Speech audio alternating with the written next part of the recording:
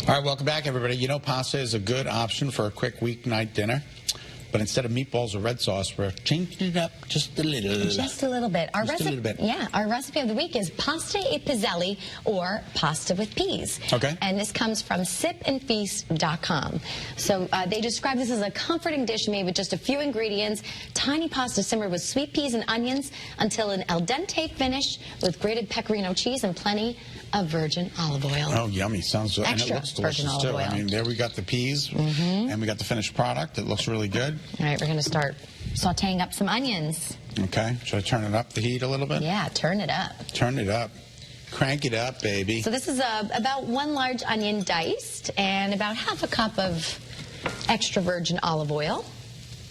So we're going to saute until the onions are softened. Oh my God, they're sweating. And we'd like to thank our producer for cutting these onions ahead of time, so we didn't have to cry. What a nice job, Becky. I know. Did you use a tool for this or your hand? And we do want to mention to everyone that Becky, our producer, tries all of these recipes out the night before and serves them to her family too. So these are kid tested, kid approved most of the time, and this one is. Now, you told me that George would pick the peas out of the whole thing, right?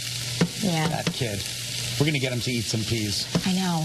And I've actually tried to do like a green macaroni and cheese where you puree everything. Okay. And I'm like, it's monster mac and cheese. No. No, not having it. But some kids do have it, so yeah. I urge you to try. I got to be honest with you. I wasn't a big peas guy myself when I was a kid. See, they're so sweet. Yeah.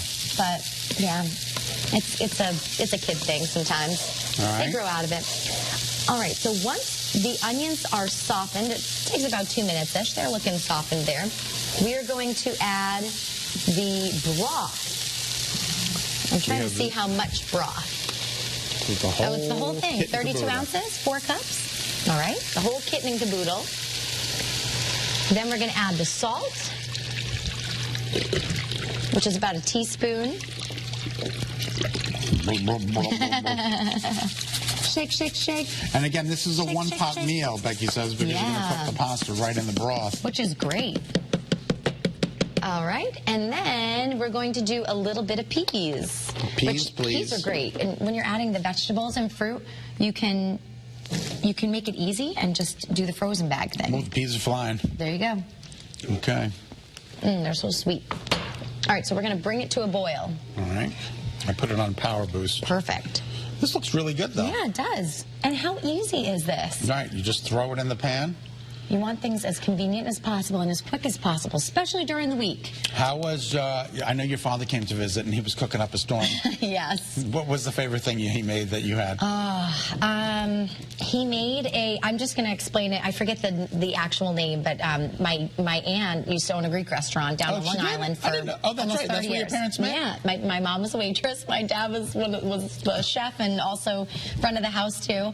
And she actually called her up for the recipe. It's almost like a Greek lasagna. That's how I describe it. It sounds delicious. And you have to make a red and white wine sauce, garlic and onions, and it simmers for literally 3 hours. So he was in the kitchen making this sauce for 3 hours. Oh my God, bless him. But he loves it. That's his love language, is cooking. Right. So, and we love it because we love to eat and not cook. So it really works out well. No, it's unbelievable. Your family was like eating gourmet meals every night of the week. Every night. And my dad is the type of person that literally could go into your home, not have any idea what you have. You can have nothing in your cabinets, and he'll just take it out and whip up this gourmet meal. Right. So. The only thing, I would love him to come to my house. It would be Pop-Tarts and Captain Crunch. He would still. You know what he does? If you have like half bag of potato chips or Doritos or anything, he'll make it into like a coating for chicken or meat. Oh yeah, no, he gets creative. He has a lot of fun. That is remarkable. But it's an art when you can really just make a lot with a little. You know what I mean? You know, it's totally. He's a creative man. And then utilizing all your leftovers. That's like our biggest thing. I hate throwing food away. Me too. I so hate it. But if you don't keep on top of it and you don't cycle it through enough, it's. All right, we're just gonna. All right, our producer's getting sick of our storytelling. No, I'm just kidding.